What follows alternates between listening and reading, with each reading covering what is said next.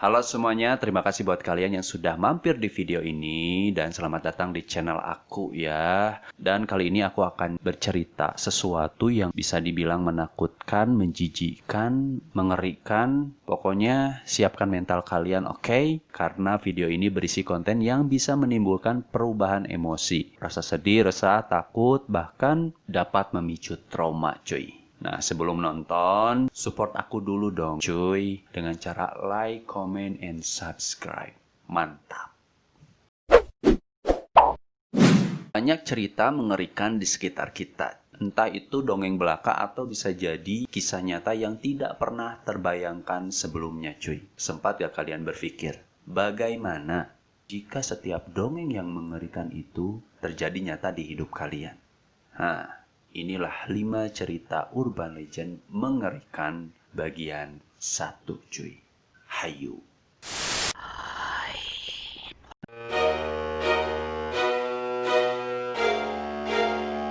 Nah, diawali dengan cerita dua gadis remaja yang bernama Hyunji dan Jihyun. Dan mereka berdua sahabatan, mempunyai hobi yang sama yaitu senang menari balerina. Belajarlah mereka di sanggar balet yang sama. Dari mulai dasar sampai mereka jago menari balerina. Hingga suatu saat mereka mencoba untuk mengikuti sebuah kompetisi. Masuklah mereka berdua ke dunia pertandingan balet. Si Jihyun dan si Hyunji mulai bersaing untuk memenangkan setiap lomba yang mereka ikuti. Lomba demi lomba, kompetisi demi kompetisi. Nampaknya cuy, si Hyunji selalu lebih unggul dari si Jihyun. Disinilah mulai terjadi pergesekan antara mereka berdua. Awalnya karena mereka sahabatan, siapapun yang jadi pemenangnya tidak mempengaruhi hubungan mereka. Hyunji menang, Jihyun pun akan ikut senang. Begitu juga sebaliknya. Namun tidak kali ini, Jihyun merasa kesal, merasa sedih karena setiap perlombaan yang mereka ikuti, Hyunji lagi yang jadi pemenangnya, Hyunji lagi yang jadi pemenangnya. Sedangkan dia selalu di bawah Hyunji. Hingga suatu hari Jihyun merasa muak, Jihyun benci terhadap Hyunji. Akhirnya dia merencanakan sesuatu yang buruk cuy. Jadi rencana si Jihyun nanti ketika kompetisi dia bakalan memasukkan paku ke dalam sepatunya si Hyunji. Dan tibalah kompetisi itu dan ternyata si Jihyun benar-benar melakukan niat buruknya itu. Nah, Hyunjuk pun langsung naik ke pentas dengan sepatu yang sudah diisi paku sama si Jihyun. Dan benar saja Hyunji langsung terjatuh ketika dia mulai menari. Dia merasakan paku yang ada di dalam sepatunya. Kemudian Hyunji pun terjatuh cuy. Namun hal yang sangat mengerikan dan tak pernah terduga sebelumnya terjadi cuy. Jadi si Hyunji terjatuh dari panggung. Namun bukannya cedera, malah si Hyunji meninggal seketika cuy. Jihyun kaget karena nggak berniat untuk membunuh si Hyunji. Awalnya si Jihyun merasa sedih dan menyesal, namun lama-kelamaan ia menikmatinya cuy. Karena semenjak Hyunji meninggal, ya otomatis ia selalu juara 1 di setiap perlombaan yang dia ikuti. Hingga pada suatu malam ia mengikuti lomba balet yang berskala besar, udah internasional lah. Bahkan kedua orang tuanya juga sampai ikut menontonnya. Si ayah bangga terhadap prestasi yang diraih si Jihyun dan memutuskan merekam aksinya di atas panggung. Para penonton terpukau ya dengan penampilan si Jihyun. Jadi si gurunya itu heran kenapa si Jihyun bisa melakukan gerakan yang mustahil dilakukan. Jadi dia menari seakan-akan tariannya itu seperti ada magisnya. Dia menari-nari berputar-putar sampai bisa terbang. Dan itu membuat para penonton heran dan takjub karena sebelumnya tidak ada satupun balerina yang bisa melakukan itu. Nah, setelah pertunjukan selesai, para penonton pun bertepuk tangan takjub dengan penampilan si Jihyun. Namun suara tepuk tangan itu berubah menjadi jeritan ketika si Jihyun terjatuh dan ambruk di atas panggung. Para medis memeriksa si Jihyun dan langsung mengatakan hal yang mengagetkan semua orang yang ada di sana. Jadi si para medis mengatakan si Jihyun itu sudah meninggal 1 jam sebelum pertandingan. Mendengar itu, semua terhenyak. Ayahnya heran mana mungkin anaknya bisa mati. Sejam lalu dengan mata kepalanya sendiri menyaksikan pertandingan yang sangat menakjubkan dari si Ji-hyun. Bahkan si ayahnya bilang, mana mungkinlah anak saya mati sejam yang lalu. Toh saya pun merekam dia tadi saat pertandingan katanya. Nah, mereka langsung memeriksa hasil rekaman ayahnya pas si Ji-hyun lagi menari balet. Ketika dilihat rekamannya cuy, mereka melihat Ji-hyun tidak sendirian menari di atas panggung. Ini bagian yang paling seremnya. Sosok wanita berambut hitam panjang tertawa-tawa sambil menjambak rambut si Ji-hyun seolah-olah dia sedang menari cuy. Nah, buat kalian yang nonton video ini malam-malam, please jangan dulu nengok ke atas.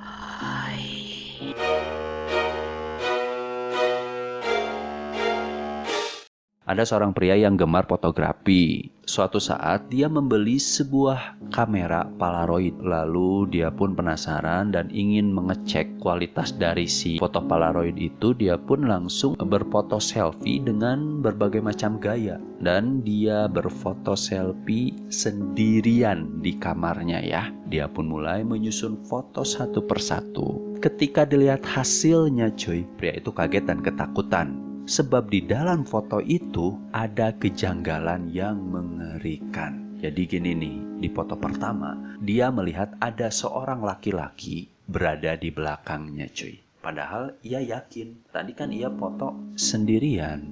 Tapi kenapa ada laki-laki di belakangnya? Itu foto jepretan pertama. Jepretan berikutnya, ia melihat si pria yang di belakang itu mengeluarkan pisau cuy. Setelah foto demi foto ia susun berurutan, ternyata pisau yang dipegang pria misterius itu semakin lama semakin teracung ke atas cuy. Hingga dia melihat foto terakhir tuh terlihat pria itu hendak menikamnya dari belakang.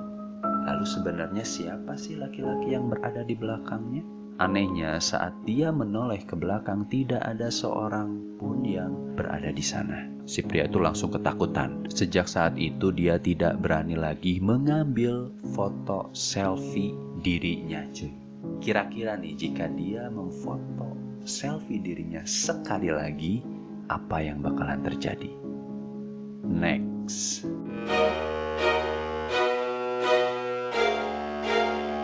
Dimulai ada seorang pria Malang bekerja di sebuah pabrik penggilingan. Suatu hari karena dia ceroboh, ia mengalami kecelakaan yang mengerikan cuy. Ketika dia kerja, dia terpeleset dan masuk ke mesin penggilingan yang besar. Masuklah tuh dari kaki dulu tergiling. Nah, di saat kaki dia tergiling, dia teriak-teriak, tolong. Untungnya karyawan yang lain langsung mendengar teriakan si pria itu. Para rekan kerjanya datang dan menolong dia langsung mematikan mesin penggilingan. Namun terlambat karena separuh tubuh pria itu telah masuk dari kaki sampai pinggang.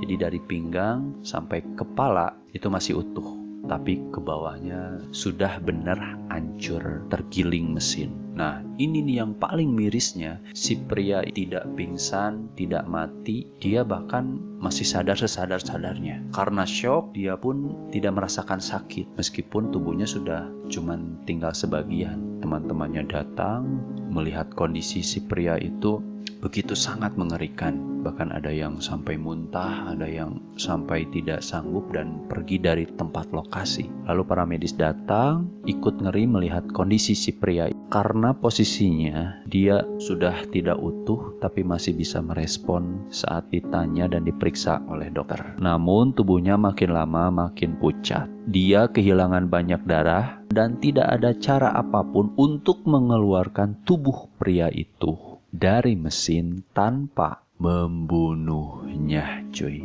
Rekan-rekan kerjanya akhirnya berdiskusi. Mereka sepakat memanggil istri si pria itu. Lalu si istri datang ke pabrik dan syok nyaris pingsan melihat suaminya dalam kondisi yang mengerikan. Lama-kelamaan teman-teman si pria itu membujuk istrinya supaya mengikhlaskan dan merelakan suaminya. Namun akhirnya sang istri bisa dibujuk dan menerima keadaan suaminya. ini bagian yang paling sedihnya.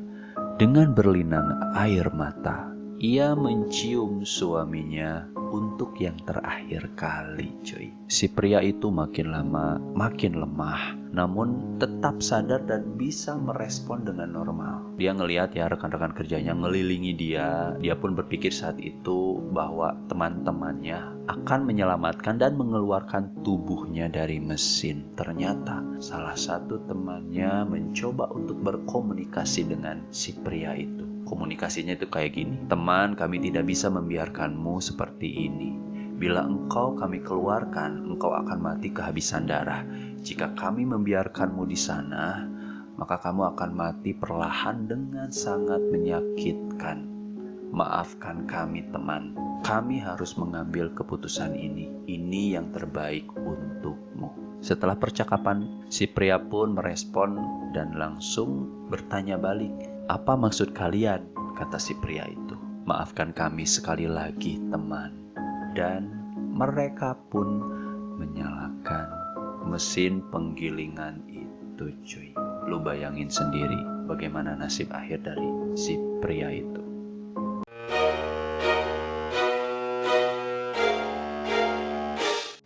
Tolong aku. Ini juga tidak kalah mengerikan, cuy, dari cerita yang tadi. Ini dikisahkan tentang kakak beradik yang lahir dari orang tua yang super sibuk. Ayah dan ibu mereka setiap hari kerja lalu pulang larut malam. Jadi si sang kakaklah yang bertanggung jawab 24 jam menjaga adik laki-lakinya. Jadi si kakaknya perempuan dan adiknya laki-laki. Hingga suatu malam ada berita menggemparkan di salah satu siaran radio. Si penyiarnya itu bilang kayak gini. Diberitahukan kepada seluruh warga agar berhati-hati. Seorang maniak telah melarikan diri dari penjara. Dia sangat berbahaya. Diharapkan semua warga waspada. Apabila Anda berada di luar rumah, cepatlah pulang dan kunci semua pintu dan jendela. Kami ulangi, dia sangat berbahaya. Kau langsung ketakutan mendengar berita itu. Malam semakin larut, namun ayah dan ibunya tidak kunjung pulang, cuy. Si sang kakak pun mencoba untuk nelpon si ayah. Ya, buruan pulang dong, kami sangat ketakutan nih. Apa ayah udah dengar tentang berita di radio? Si ayah jawab, ya, kami juga mendengar berita itu dari radio. Kami akan segera pulang, nak, sahut sang ayah. Kunci semua pintu dan jendela. Jangan biarkan siapapun masuk. Ngerti? Kakaknya menjawab, iya ya. Gadis itu pun menuruti perintah orang tuanya, lalu menutup semua jendela dan pintu rumah mereka. Dan sang adik pun membuntuti sang kakak dari belakang. Lalu mereka berdua menunggu orang tuanya di ruang tamu. Tidak lama tiba-tiba terdengar ada yang menggedor-gedor pintu. Ketika mendengar suara itu, sang kakak lalu mencoba mendekati pintu, namun sang adik menghentikannya. Jangan kak, tiba-tiba ada suara misterius di balik pintu. Tolong aku, terdengar suara di depan pintu. Jangan dibukakan, siapa tahu itu pembunuhnya, ujar sang adik ketakutan. Namun gedoran itu makin keras, si pria misterius itu terus memohon-mohon dengan kalimat yang sama. Tolong aku. Si sang kakak seakan-akan terhipnotis dengan suara pria misterius itu, meyakini bahwa dia bukan si sang pembunuh, namun orang yang emang butuh bantuan. Dek, kayaknya dia emang benar-benar butuh bantuan deh. Kita tolong yuk, kata si kakak. Si sang kakak langsung bergerak mendekati pintu dan nyaris akan membukakan pintu itu. Tidak, jangan kak, pinta si sang adik. Dek, orang itu tidak mungkin berpura-pura. Siapa tahu ia sedang diserang sama si pembunuh itu dan membutuh pertolongan kita, dek. Tanpa berpikir panjang, si sang kakak langsung membukakan pintu itu, cuy. Dan kalian tebak apa yang akan terjadi? Kalian pasti sudah tahu nih apa yang bakalan terjadi. Karena ini gampang banget ditebak. Sejam kemudian orang tuanya datang dan melihat pintu depan terbuka lebar. Sang ayah terkejut. Mereka panik dan berpikir pasti ada apa-apanya dengan anak mereka. Dan ternyata benar saja, cuy. Ketika mereka mulai masuk menuju ruang tamu, di sana ada pemandangan yang sangat mengerikan. Ayahnya tidak mampu melihat kondisi itu, akhirnya dia serangan jantung. Ibunya pun tidak sanggup dan akhirnya dia pun menjadi gila. Apa yang terjadi? Mereka melihat kondisi kedua anaknya, tubuhnya tercacah-cacah, sudah tidak berbentuk lagi, sudah tidak utuh cuy. Namun yang paling mengerikannya lagi, ada sebuah tulisan yang ditulis oleh darah mereka. Tulisannya itu adalah, "Tolong aku tidak bisa berhenti membunuh. Kumohon, tolong aku."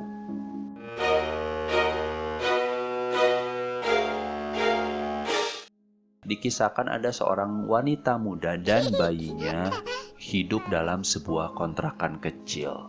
Mereka harus mengalami penderitaan yang sangat teramat panjang karena ditinggal suaminya pergi. Terpaksa gadis itu membesarkan bayinya sendirian. Sekian lama si wanita itu mencari pekerjaan namun tidak mendapatkan pekerjaan sama sekali hingga hartanya sudah tidak ada lagi yang bisa dia pakai atau dia manfaatkan, dan pada akhirnya mereka berdua kelaparan. Nah, si sang gadis putus asa, dirasa sudah tidak ada lagi harapan. Sang gadis pun memutuskan untuk bunuh diri di jalan. Ketika dia melihat mobil sedang melaju kencang, dia menabrakkan tubuhnya ke mobil itu, lalu terpental dan tergilas tubuhnya dengan mobil yang lain, cuy. Dia tewas seketika dan tidak ada seorang pun yang mengenali identitas jasad gadis itu. Hingga 2 bulan kemudian, sang pemilik kontrakan datang untuk menagih uang sewa. Namun ternyata ketika si ibu datang ke kontrakan, tidak ada jawaban sama sekali. Diketuk-ketuk pintu sama si ibu tuh, diketuk-ketuk pintu, tapi tidak ada yang menyaut. Si ibu pun menengok ke dalam lewat jendela kamar. Suasana di dalam kamar sangat gelap. Si ibu masih bisa melihat perabotan masih lengkap di sana. Di tengah lantai, si ibu melihat sebuah boneka hitam tergeletak di bawah. Si ibu itu pun masuk dengan kunci ganda yang dia punya dan melihat kondisi di sekitar sudah sangat banyak debu, meyakini bahwa si wanita dan bayinya itu telah pergi terburu-buru dan meninggalkan barangnya. Si ibu pun lalu mendekati boneka hitam yang tergeletak di lantai dan dia pun ngomong, "Kasihan, ia bahkan tidak sempat membawa mainan anaknya." Namun ketika ia hendak memungut boneka itu, tiba-tiba cuy, boneka itu seperti bercerai-berai dan ratusan kecoa berlarian dari boneka tersebut. Si ibu kos kaget, teriak, lalu lari terbirit-birit dan meninggalkan rumah itu. Kira-kira cuy, kalau itu bukan boneka, lantas apa? Komen di bawah yang tahu. Oke, itulah yang bisa saya ceritakan di episode kali ini. Jika kalian tertarik dengan channel aku, jangan lupa supportnya ya dengan cara like, comment, and subscribe cuy. Dan saya ingatkan sekali lagi nih, jika malam ini ada yang memanggil-manggil nama kalian, jangan noleh dulu cuy. Siapa tahu mereka bukan bagian dari kita. Saya Puki undur diri, wassalam. Terima kasih udah nonton.